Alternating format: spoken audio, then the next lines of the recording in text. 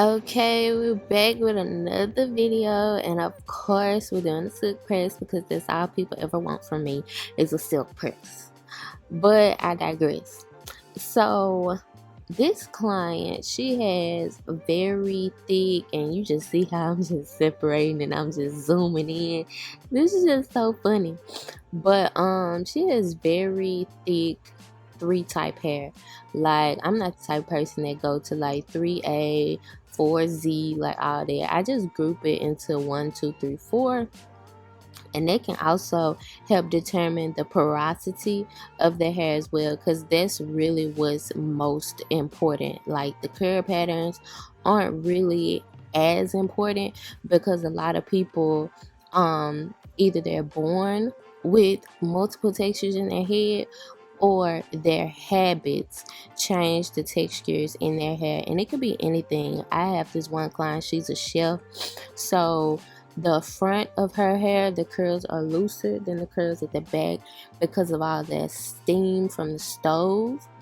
And that's really crazy that that type of thing, that type of habit, that type of profession can really just change the curl pattern. And for some people, it's just the way that they, I don't even know why I just got a text message. It's just the way that they handle their hair. That's just how it is. But she has a lot of dandruff, a lot of buildup, a lot of flakes, and stuff like that. And look, she's scratching it now. But a lot of people with this hair texture, which is 3, they deal with a lot of oil and a lot of buildup. And a lot of them like to put more oil on top. That's not really helping the issue. You're just egging it on a little bit more. See how I'm just pulling it off? I wish I would have got like a better view of that, but I was combing a lot of flakes out of her hair, and I wasn't scratching at her scalp. I was able to just get it off. So I went ahead and washed her hair. I had to shampoo it like 4 times because also this hair texture, it can hold a lot of product, especially when a lot of clients, they really just don't know. Like, just because you're using extra products does not mean you're putting in extra moisture. You're really just coating the hair. So, and a lot of stylists, they say, oh, just shampoo the scalp, the roots, and the shampoo is going to run down. True enough, the shampoo is going to run down, but is it going to actually clean the hair? Because like I said, a lot of clients, they like to oversaturate their hair with unnecessary products that don't really soak into the hair strand. So it's just sitting on their hair, giving it kind of a moisturized feel, and whole time it's not doing anything. So I shampoo all of the hair. I shampoo the scalp, and then I like rub the hair in between my hands, making sure the shampoo is getting through and it's getting all of that out. So I start off with a clarifying shampoo, and oh my gosh, y'all, like, she was just so tender-headed. But I start off with a clarifying shampoo, and then I go in with moisturizing shampoos. Same products, same thing. I'm going to leave all of the products in the description box below. And then I also will use like a good moisturizing conditioner. A lot of stylists don't really like to use conditioners. I still watch silk press videos. I'm always teachable, but I will still use a conditioner, so I don't know what this about. But this hair texture can also hold water. So when blow drying, you want to stretch it out like how you've been seeing me stretch out in the video with the paddle brush. And I would suggest a paddle brush like this. I love it. Wooden tools are the best when working with heat. Like, look at me in my crop top. But wooden tools are the best when using heat, is what I found. And it's ventilated. Like, it has little holes in it. So, yeah. Love these. I got mine at Sally's. It is pricey. I think it's like $15. But it's worth the money. But Mainly the ends is what I really have a hard time with this hair texture. So I'll just hold the ends of the hair on the brush and just move the blow dryer like back and forth on top of it, if that makes sense. But if you're just like watching my technique, you'll get the drift. And you don't want to hold the blow dryer like directly onto the brush when you're doing it, because that's going to cause heat damage. Like a lot of people, they say, well, the flat iron got them heat damage, the flat iron did this, the flat iron did that. And it could have very well may have been the blow drying technique, honestly. And this is the most important technique right here. So yeah, make sure y'all pay attention to what y'all are doing, because and then when you're blow drying and you see like white steam, white smoke, that's fine. It's when you see the brown or any other different color. If you mess around and see red, I have not seen red, but you see what I'm doing, how I'm just waving the blow dryer over the little brush. But I have not seen red. But if you see any other color than white, that means something is wrong. If it's brown, that means the hair still has unnecessary products. Not saying, okay, the heat protectant, that's necessary. I use bond smoothener, that's necessary. Or if you have a silk serum, that's necessary. But if the hair still has dirt in it, or like conditioner, yeah, that's not a good sign. So you want to make sure that it does not have that, and you might have to start your process all over again. Nobody wants to do that. That's not fun at all. Okay, so her hair was more so on the thicker side. Even though I did blow dry it already, I plaited her hair into sections and I set her up under the dryer for 5 minutes, and I just swept up, cleaned my bowl, like little stuff like that. A lot of stylists, they suggest not to put the clients under the dryer. I feel like it's necessary when they have thick hair and you want to ensure that the scalp is dry, because if you try to go in, and the hair could be dry, but if the scalp is not dry and you go with that flat iron, you will burn them. The silk press will be trash, like the style will be over, and you've been wasted your time for no reason. So you can do this step before you actually go in with the hand blow dry and blow dry, or you can do it after, like how I did, but to each his own. So, and I like to use paddle brushes over using the comb attachment. And a lot of people, they're like, oh, you're old school, or that's not necessary. When you use the comb attachment, I don't think people realize you're literally combing your hair with heat. Like, I mean, and if you're wondering why your hair is suffering from some type of breakage or is getting drier a little bit faster, is because you're literally combing your hair with heat. I mean, if you don't do it all the time, but sometimes that one time can be the time. But not for real, sometimes it just takes one bad mistake to just show you, like, hey, you need to chill out. Like, look at me, I'm not even supposed to be on my phone. But sometimes you can just be like, okay, I'm just gonna do this one time, and that one time can mess you up like completely. So stop using the blow dryer with the comb attachments, and plus it does not give a sleeker, better blow dry to me versus when you use a paddle brush or a round brush. I love round brushes, but my clients, they was complaining too much, like it hurt.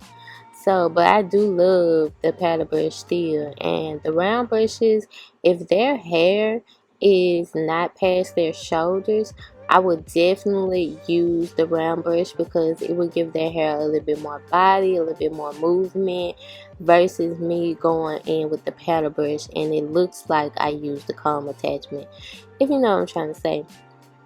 So when flat iron the hair, so she has more thicker hair So the sections I am grabbing are not as small, they're not as thin, but they're still a good size. And I always like to go over the roots twice, no more than twice. And the rest of the hair I just go over it one time, sometimes two times. So overall, I don't really like to go over the hair strand in its entirety no more than two times. But a lot of things that will save you from having to go over the roots so many times, do not be scared to put a hot comb in their head. Like, practice, and that's what's going to really help you get like a sleeker look. Even though the heat from the flat iron will travel to the roots to help you get it straight, that hot comb will save you. It will have the hair straight from the root on out, versus like the little hump that be at the little root. I hate that look. I don't know why. I just want all of the hair to be straight completely.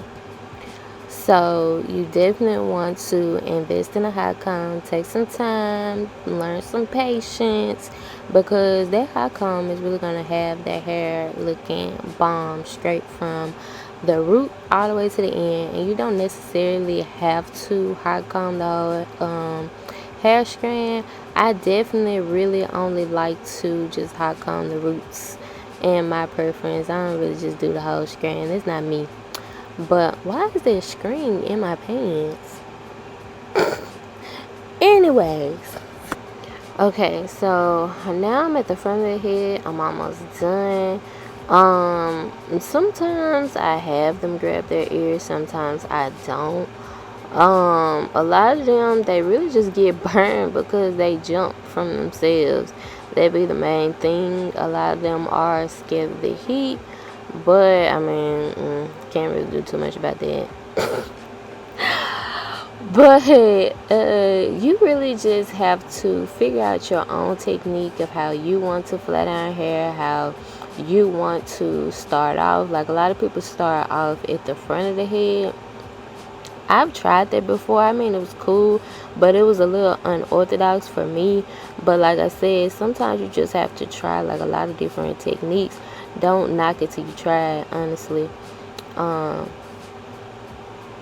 Then even more so, not just trying to figure out like where you want to start in the head, but also how. Like, a lot of people, they have a way of how they part the hair. The traditional way, oh my gosh, every time, I don't know why some people are like that tender-headed, but it's a lot of people, they just like to part the hair like straight across and do that all the way till they get to the front. Some people part the hair like in a U shape because they say it give it more body. Some people like to do it diagonally, vertically, like whatever, which kind of way. You just have to figure out which way you want to do it. I like mine to be like flat. Like, unless their hair is like shorter and I am trying to give it body, but I like to have my silk presses flat. So I just stick with the traditional straight across, and that be it. But what the fuck? But and that be it. So, but if I'm actually trying to give it some type of body definition or whatever you may call it, I like to do it sideways, diagonally. I don't know, y'all. Which way is that? But I definitely do that the same way when I curl the hair too, because I wanted to have body definitely when it's curled, unless they want like the beach curl type of look. Like, I love the beach curls. But yeah, just gonna repeat the same process, and then I'm gonna take pictures of the final results so she can see, what her hair is looking like. I do not, cut the hair before letting them see, even if they do come to me and they're like, their hair this long, or some people have came to me with longer hair and they've wanted like bobs, and I always show them beforehand. Some people change their mind, they're like, oh nah, I want to keep it, and some people's like, yeah, cut this shit off. So I never like cut beforehand. I am not that type of stylist. So I hope y'all stay tuned for the final results. Okay, so I get this question like a lot, like how do you cut, like your technique, and what is your reasoning for cutting, like. So her ends are not that bad, and looking at it, you might be like, well, she doesn't need a trim. She needs a trim. She is the only person that has came to me like in a while and has literally only needed a trim. Everybody else has been needing a cut, but she do need some taken off because I guess to the average Joe, you really can't tell. They don't look that bad, but yeah, she needs some cut or either it's gonna climb up. So how I determine is like the little jagged ends, and you see like how little like I cut off. But if you can see over to the other side, like the hairs in the middle were way shorter. So we're just gonna try to even it up without taking too much off. And then I kind of noticed like, cause when people cut their hair at home, like it don't really be too good. So the right side of her hair was longer than the left side of her hair. So I was really just trying to do like a U, not like a V, but like a U shape cut. So she was able to, keep the length. But sometimes it's not always about the length. Like we gotta think about the health. And yeah, I remember in beauty school, I was like, I'm never gonna do this type of haircut. Like, why do we have to learn this type of haircut? And look at me doing this type of haircut. So basically, what I've started doing lately, instead of doing a blunt cut and just adding like layers here and there, so they're able to keep their length, because a lot of people, their ends don't be as bad as their hair throughout, and instead of just giving them a door bob, I've been doing blunt cuts and then going throughout and just cutting where it needs to be cutted, like in a given uniform type of layers, so it's really just not random cuts.